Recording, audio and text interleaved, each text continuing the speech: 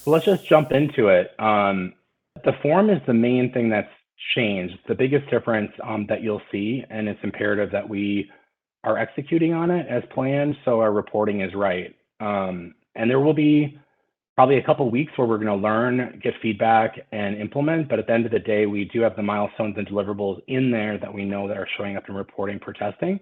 So the main ones are there. It's the other individual milestones that we're trying to track individual durations and get a better handle on where we're at. So we'll just dive right into it. So we're going to start with the form, which is the new form on TBuilder. I just wanted, some of you have been a little bit closer to it than others. What is this? It's basically a screen, Josh, that's what it's called. Screen within TBuilder that just is really it's going to be a one-stop shop for you.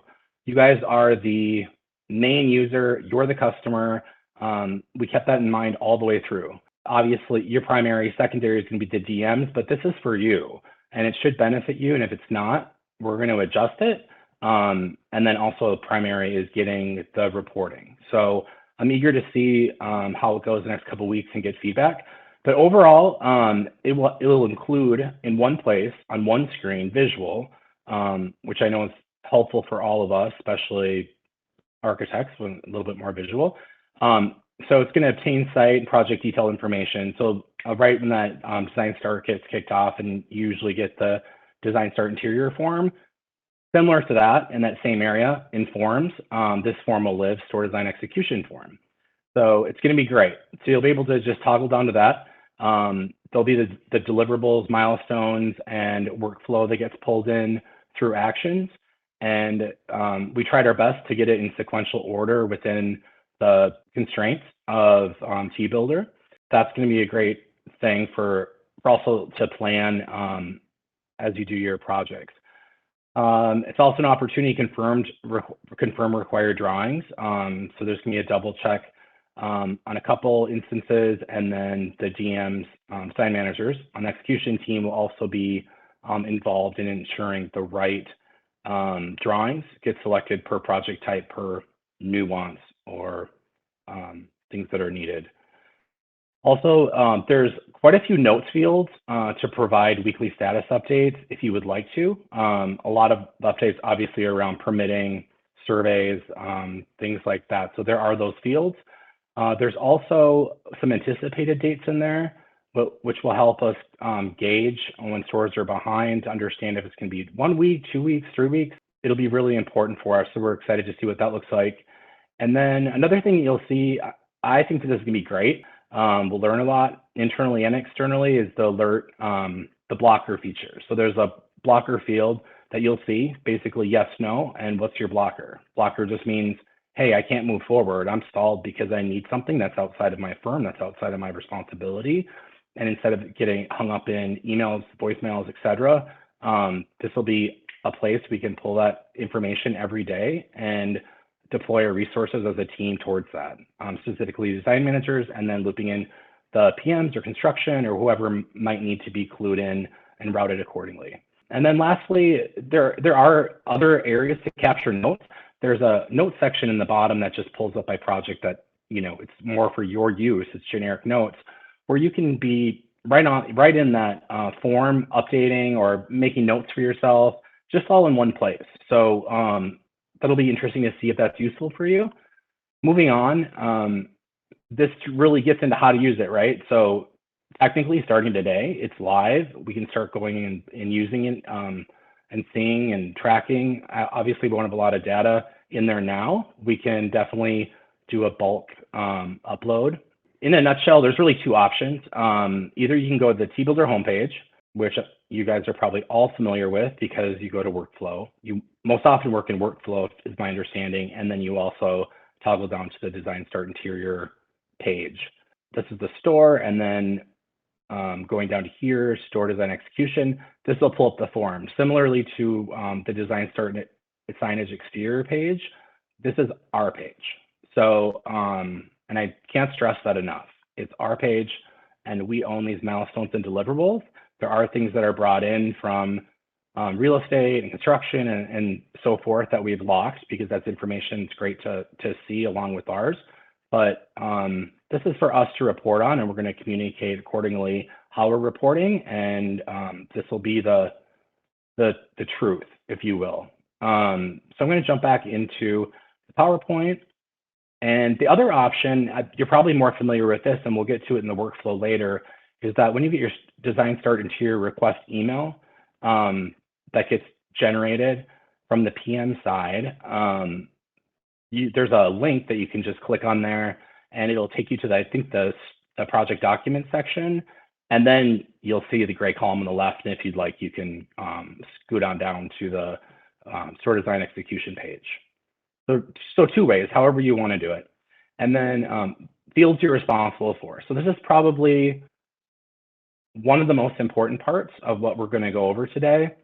I just want to let you know that we continue, thanks to Josh, are massaging this. It's probably 99% there, but there are some things, you'll see some things out of order, and you might see some things that may cause you concern or have questions about. But I'd like you to just leave those, if you will, in the comment section, because that'd be awesome for me to capture, so I can then communicate back to you guys, hey, we understand this, it's beyond limitations, but maybe there's a go around. We can create a new field, name it differently, something like that. So on the top is just information that gets pulled in for the site. On the left, I've tried to include all the contact information. So obviously the most important is the PM, the design manager, the landlord information, the survey vendor. Based on project type, it either gets completed or not, as you know. Sometimes it's blank. It's okay if it's blank.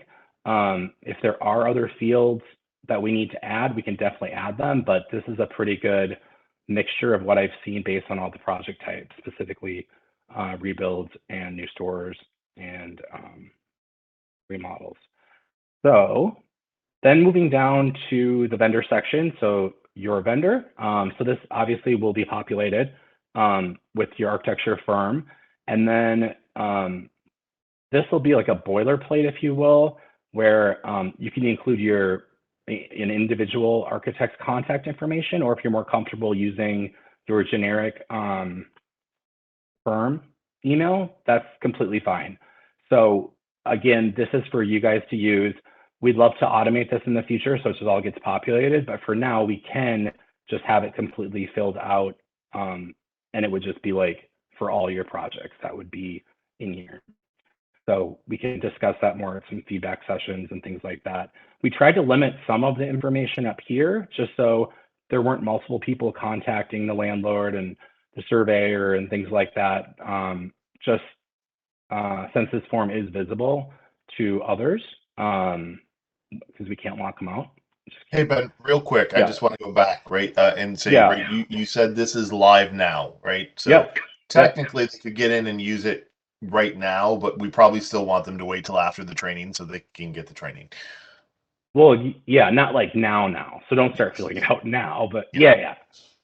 So, so I see, so this week, definitely you can, don't feel like you have to like do all your stores in there, you have to complete them, but I'd like you just to get comfortable this week, and I can pull, each day what's populating, and send me your feedback via email too for this week. So this week, I mean, it's already Wednesday, so this week is going to be kind of a play and a test and a revise, and then next week, starting that Sunday of reporting, the goal is to be utilizing this as much as possible.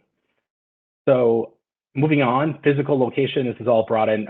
Actually, I should have explained this. So the legend, existing data is all the black highlighted column or fields.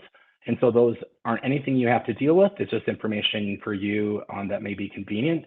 The design manager is in turquoise. They fill those boxes out. And then the architect, you guys are the magenta, and then workflow actions are orange. So you can see here, a lot of this information is just for your use, physical location, site criteria, and then we get down to construction details. So this is where, we kick off the project, interior survey requested, site ready for survey, survey scheduled. We're adding one here that'll be updated today in terms of survey anticipated, survey complete. So what you'll see different here is there's individual mile markers in between the survey, site ready for survey and survey complete. The anticipated date is in there, and the survey scheduled date, and then also survey notes. So that, in a nutshell, is where we try to group the survey information. Going into the code information, this is one area I know we're going to have conversation about. I did get feedback. So this is where that due diligence form, that was that PDF that I believe got sent or put on an Excel sheet or something like that. All that information is information that we need, and it's included here. It looks like a lot, but a lot of these are yes/no dropdowns, and we try to make it as simple as possible. There's not a lot of fields where you actually have to enter text. So code compliance information, I think you're really familiar with all of these. We simplified it, so it's just, year, code title, type it out. We've added a couple. Fire suppression, I believe, is a new one. I think that's the only one we've added. Yeah, fire suppression. That was a big one that came up last year in terms of feedback, where we wanted to get more information about that. So that's, in a nutshell, the code compliance information. Then it goes into the survey information in terms of lighting, the panel upgrades, ADA compliant, back of house. And then we have added a couple additional ones. Building have fire alarm, building have sprinkler system. And these were some requests that came from other groups, but I think they're relevant, especially with the feedback we received beginning of this year or this summer. And then you're familiar with these as well, any landlord requirements that affect design, the mall requirements, and then individual note fields here, so you can get more specific. And these are, when we get to the next page, when it's a live form, you'll see that these are pop-out. So they get, you're not limited to this field. And so we can look at that when we get in the next form. So then it goes into permitting, and there'll be a new field up here, or not a new field, but a relocated field up here that, okay. So there'll be permit required. It'll be a yes/no drop-down field. Thank you, Josh. Permit required, which will kick off this information. If a permit's not required, you can forego this. The blank fields, of course, you fill in, and then yes or no regarding what permits are required. I've received some feedback, which is great feedback, of, based on the project type, some of this doesn't apply, and that's okay. For now, if it's blank, if it's no, and you could even add some notes if you would like to, in additional permit notes. So this is one area where some projects, won't have this information, so we've set those to no's, and you can flip them to yes. At the very bottom, this is where that generic notes section lives, and this is on all forms, but it's kind of cool because it's just attached to this form, and you can pull it in by store, and it's really just your notes field. It's generic, so there's no one to be pulling it except you and the design managers looking at it. So use this however you'd like. So I'm curious how that works. And then moving up to the upper area on the right-hand side, this is the important field, right? So this is what, at least these two top sections, highlighted magenta, this is for you. So project blocker, again, you can turn this on to yes. It's going to be a flag to us that we see by day, essentially, by design manager. What is it? Why is this project stopped? And we'll know immediately that day. And then the notes.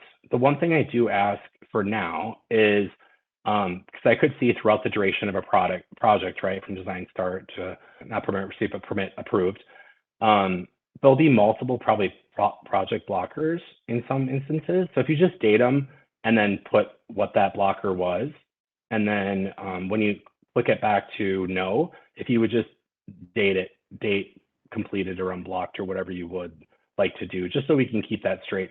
But the whole point is to alert us and then identify who we need to reach out to, if it's us or construction or whoever it might be, to get back on track. Because right now a week might go by if it's in an email or something like that, where we'll be able to minimize some duration. This information belongs in the box, but anyways, I'll keep my commentary to a minimum. This is just information that's pulled in. And then This area has been updated a little bit based on feedback.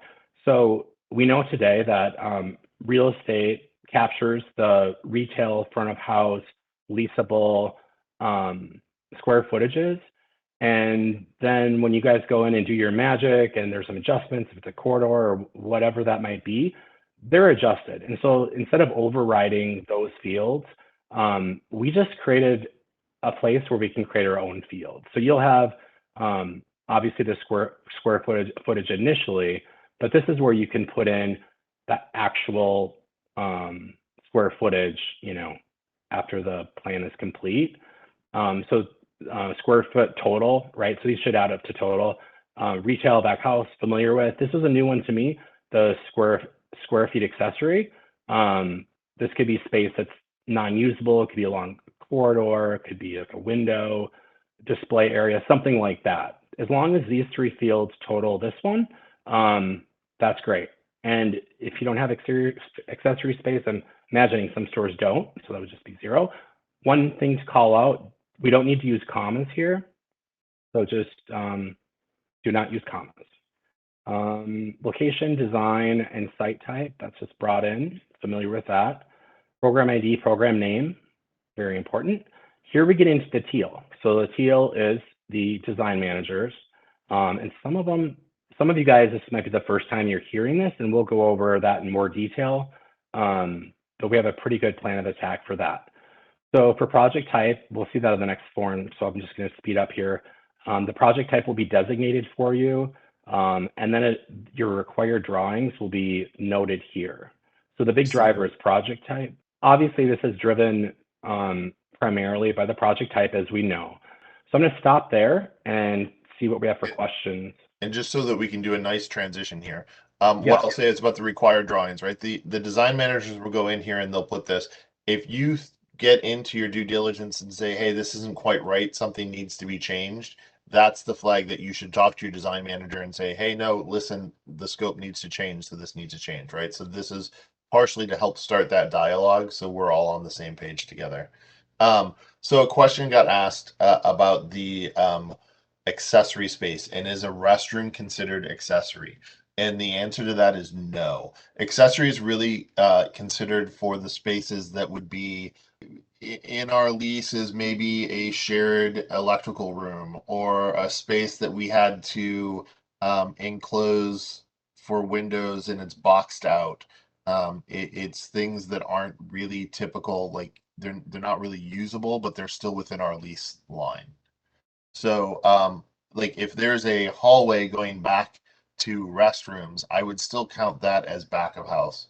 And restrooms, we consider back of house right now. Okay, good question. Are there any more related to the form? Yeah, there's a couple that are coming in as we're talking right here. So the next one that just came in is, will we be updating projects on T-Builder in lieu of weekly recon reports in a spreadsheet? The simple answer to that is yes, you'll be updating. Okay, Ben's shaking his head no. Oh, we're eliminating everything. No, just kidding. No, go ahead, Scott. Yeah, right. The intent is yes, you'll be filling out this form instead of sending spreadsheets to the project managers. They'll be able to get this information in the recon report. You don't have to worry about if they're entering it or not. It's there. Everyone can capture it and see it. Now that's the simple answer. We'll get in a little bit more of the logistics of how we're going to roll this out in a second. Wow, and they just keep coming in lieu of the due diligence form, or will we be doing both? No, this is in lieu of due diligence form. We tried to capture all of that in here. And then we also have this regarding restrooms as and corridors, 2 restrooms. Our AOR will not call them as back of house because they're publicly accessible, and that's fine. They could be front of house too. They just need to be captured in there and not accessory. Okay. So we answered the questions about the square footage. We discussed the design manager portion. And again, this will probably change, you know, throughout the project, you know, in your weekly meetings or as things change. So this is a little fluid. And one thing I do want to note is the only roles that are able to edit these fields, the ones that are open to us on this form, are architects and design managers, which is awesome. But both roles are able to modify all the fields. So I just ask that any non-magenta fields, you reach out to your design manager to have them update that, just as a good practice, especially as we launch this, because that's what the one thing that'll be hard to track is when things are changing on the form. And then up here, we know that there are dates, right, that get populated, but you guys are closest to the projects. You are sitting in these calls, you are getting the invites. So we're asking you as good partners to just capture this information for us. So when you get that kickoff call scheduled, when does it actually happen? Sometimes there's a duration in there that we're not capturing, and it's not to call out anyone, but it's just, we're looking for any duration that we can improve upon. So that'll be really interesting to know, you know, for various reasons. Then can test fit start? So this is if you have all the information you need, you're ready to go and you can start the test fit. If no, then that would even be a blocker in my mind if these have already occurred. We'd like to know why you can't start that test fit. Okay, cool. That's pretty straightforward. So then this gets into more of the milestones you're used to seeing, along with some additional anticipated dates, along with some incremental milestones between milestones or deliverables. So this will help us kind of gauge within not complete, where are these drawings in that process. So I'm just going to start with the SketchUp model just started. If it started, you know, prior to the kickoff or along with the kickoff, that's fine. You started it, you completed it, and then here's a new field, magenta for you guys, test fit complete anticipated. So when you start your test fit, or planning on starting your test fit, when do you anticipate being done with it? And you'll see in the next screen, I'm going to scoot along here, it's going to be a pop-up calendar. So it's your best guess, and you can also adjust it because it's going to be your best guess when things come up, right? And then test fit approved, it's an orange box, so that's populated by an action through workflow. You guys are familiar with that. So most of those fields, I just wanted to keep the same. And so then we move into the design intent. So we go into the design intent sets. So it's very similar, anticipated, intent, you know, start, submitted, approved, all together right there, ending with the action that populates that date. And so these will be locked fields, as they should be. Then getting into construction permits, just permit received, right? Which, keep my comment for myself. So they're kind of out of order, but we have constraints. Construction permit received. So I will go in order here. It'll be construction permit anticipated, then construction permit submitted, construction permit resubmission date complete. So that'll be a new field if you have to resubmit, what that completion date is, and then the final construction permit received and then approved. So in here, those will be all together the best we can. And then test fit submitted to TMO, and then design start requested, ironically, is at the very bottom, but again, that's a field that gets populated. And then down here, it's you know, here's the meat and potatoes, right? Do we have our CDs, DDs? That happens down here. And so we've added a couple of fields, just construction started, drawing started. Great, you started 10, that's good to know. And then when you anticipate those to be complete, similar to what you're doing now, when you estimate your drawings through the end of the year on the tracker that we're doing today. So any questions here? We are going to jump into the actual form so you can see that as well, but this just denotes the fields that you're responsible for and that are yours to technically own. Sure, this is good for one project at a time, but a lot of times one project has several projects within it where we'll get approved for a test fit and get into CDs, and then and then there'll be a plan change or something, and then we'll have to get a test fit reapproved in order to continue with CDs. So then we'll have to get a second test fit approval, second CD issue. So how are we going to track all those dates so that we can track the project progress instead of it just being, well, we only get one chance to put in information. What information do we put in? Well, I'm going to take a stab at that one, Scott, if you don't mind. Sure. So we do not have a current field for that, similar to what we do for the resubmission down below for construction permits. But that anticipated date, I think that's where that would change, right? So that date would need to be continually pushed out potentially with those revisions. And then that's where you would loop in your design manager. So like some of these are automated responses. So if you have to redo a test fit and you've got a new test fit, right? You'd put in a new anticipated and probably a new start date that had to happen.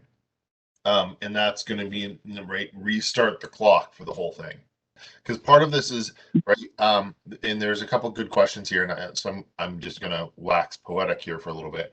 Some of this is to help keep accountable construction, because what we know is you guys copy paste information, but that information doesn't always actually get inputted by the construction team. So when you copy paste into the recon report, that isn't going into T-Builder until someone manually enters it. And they're not always consistently doing that. And sometimes it just even gets completely dropped. And then the finger gets pointed back at both us and you of where is this and why is that? Right. So I'm sure you've all seen that. Okay, now I have to go and redraw this, but they still want the permit at the exact same time. This should help restart that and help us be able to kind of clearly communicate, like, you guys are making us re-go and redo things, and that's why this is going to happen. So you're absolutely right that there's an area here where we have to kind of figure out how we're going to track that. And right now we think we're just going to go ahead and restart the fields you enter and then repopulate that and see what happens. That's one of the areas where we need to grow and get better as a company, and that's what we're looking at trying to do this year. So I'm going to go really quickly here just to show you, right? So these are modifiable. These are not. This is what this looks like. So these are fields, obviously, that are just filled out with contact information. Those are full. And then anything with a date, it just pops up to a calendar, and you can throw that date in there. For all of the date fields, that's the way they are consistently. The notes areas, it's a pretty good large pop-up box. So there should be plenty of room for any notes. One thing I wanted to call out, Scott, we do have some note areas for specific milestones like survey complete. And that's where those dates are really important too. Here it's just yes, no's, they're defaulted to no. It's all consistently like that. And these are all yes, no's. Any of the blanks, this is information you would fill in. And then there are a couple drop downs. Anytime you see a blank field with a little down cursor, that's where you have options. We'd love to get as many of these as possible, but for now, we'll see what comes in terms of some other things like blockers even potentially. So all this is pretty self-explanatory, the notes, blah, blah. And then when you're done, of course, hit submit, that saves the form. Again, this is a really important one. This will be a great field. And then again, square foot total, put those in there without commas.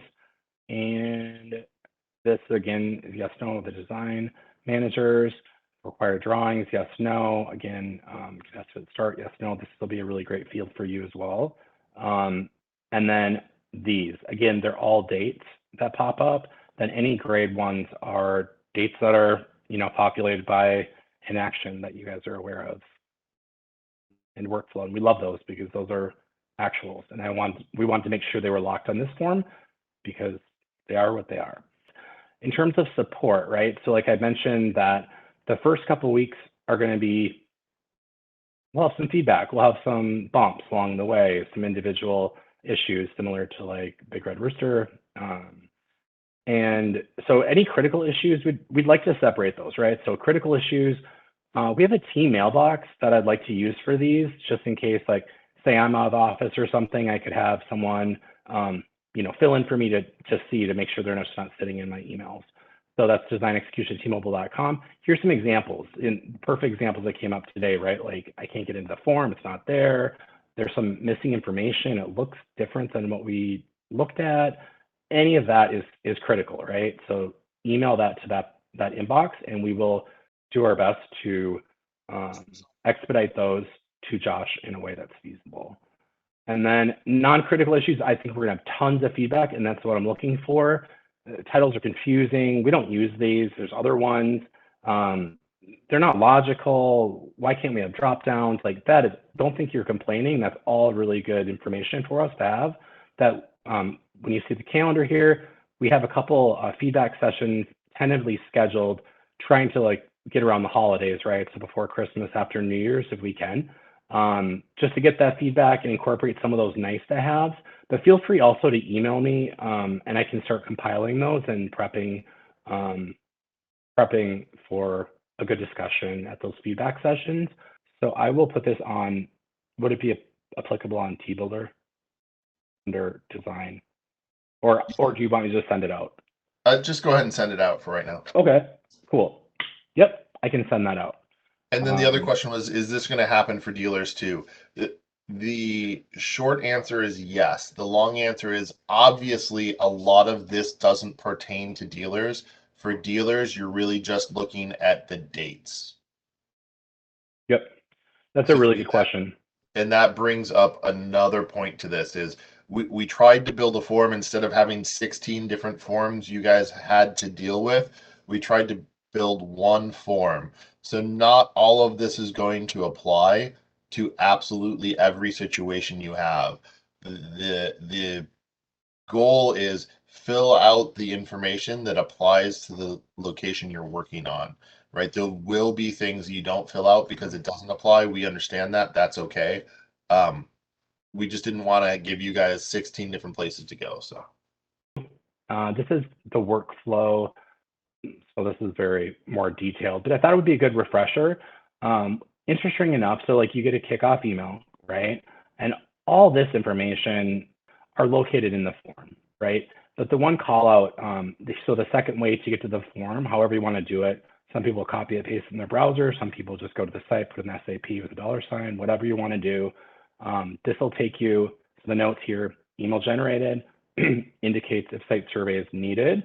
So that's that fields we're gonna add. And then, which Josh will talk about. And then the link to the TBuilder.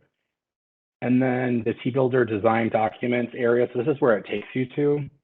And so you can see on the left-hand side here below projects, there'll be forms. So if you want to just go in your projects, see your documents, if it's what you're used to, and then you can just jump to your forms, that might be probably the most efficient. But again, it's just really up to you. Also, a tip to note, most of you probably know it, but I just learned it from Matt a couple weeks ago. Putting that $sign in front of the SAP number, it just filters out a lot of that other information that has that number letter character string. So it really limits. For example, the site that I was just on, it went from like 12 to like 2, an open and closed site. So that's a good practice. I think everyone has colds like me because they keep typing. Okay. So a couple other things coming in. Cool. Technically, you get an individual kickoff for each new store. However, we try to do a program kickoff for everything else. So for those, we might try to bulk upload those dates, or it would be the same date for all those rebuilds. I know it's kind of an odd thing and a weird point, but it's something that will help us internally kind of manage where that's going to. So that's the answer to that. So then we get into site survey photos, and this is pretty detailed in terms of to-dos, what you should do. So I don't know if we really need to get into that very specifically.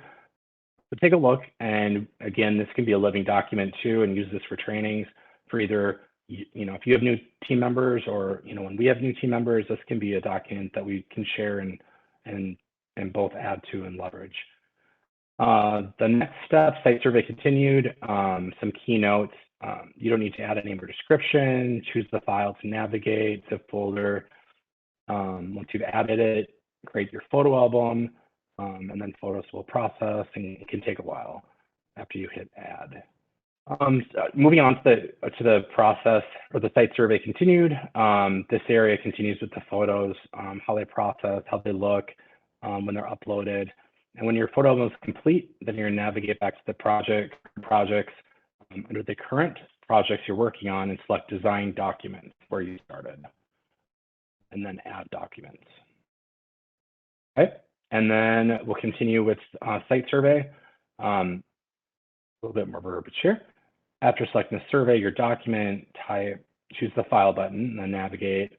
After selecting survey, your document type, choose survey, and then choose file button to navigate. This is very similar. It should contain the remainder of the survey information, including CAD files, PDFs. When complete, so this is where you can double check to make sure they were all uploaded. And then to create workflow under projects, select new workflow. And then after selecting new workflow, a window will appear allowing you to select the workflow type, and then use the drop-down window to select the type of workflow you want to start, then click OK. So select new workflow. Yeah. And then complete the required fields using drop down. So this is really more documentation. So I'm just going to buzz through this. But if you see things that we should add, let me know. We need get some volunteers to help add to it. And then we only have 4 minutes left. So the rest of the document is something we've reviewed together. And it's really great information, and some of it continues to change, but it's really good. And it takes a little bit more time to take a look. Let's do this, right? You're going to send out this report, right? So they can look at it. So they can come back with questions with some of your recaps. But I'll also let you know, we're looking at doing a recap and kind of a training to kind of bring everyone back up to speed. We know there's new people coming in and everything like that. Early January to kind of restart the year and kind of get everyone on the same page. So you'll see a training coming up, but you'll get this, you'll be able to look at that. And if you have questions, we can address those in the recap feedback sessions that Ben has scheduled.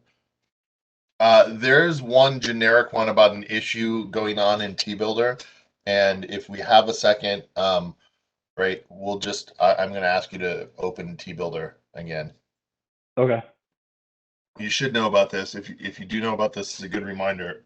If you're getting into problems and there are issues with T-Builder. So for this one, it's for the dealer sites. The link in the startup documents to dealer files is not working. This is a good place to submit that information and ask for help. That will get it into the queue of the T-Builder team to start looking at, because that probably is either it's been entered wrong by the dealer, or there is actually something just broken through that link. So for some of these questions, that's a good place to start and get support a little quicker than going directly to a design manager. And it allows you at the bottom to then CC. So you can CC your design manager, myself, Ben, Greg, so that we have visibility that those things are going on, so that we can help support you and let everyone else know those issues are happening. Try to be as detailed as possible and make sure you include site information, i.e. the number and or project information, to help us really drill down to see where the issues are occurring. That helps us problem solve 101. Yeah, because if you don't give them information, Josh is going to call you and go, turn your computer off, turn it back on, and see if it works now. Always going to start with the reset. That's right. Yep. So that's a wrap. That's a wrap. Thank you all. Hopefully this will help eliminate some of the pain points we saw this year and give you guys more of a voice with construction as well as with design. So I will talk to you all later. I hope you have a good week. All right. Thanks, Scott. Thanks, everyone, for your time. Appreciate it. Good job, Ben. Thanks, man. Bye. Talk to you later, Josh. Bye. Thank you. Thanks, Ben. Thank you, everyone.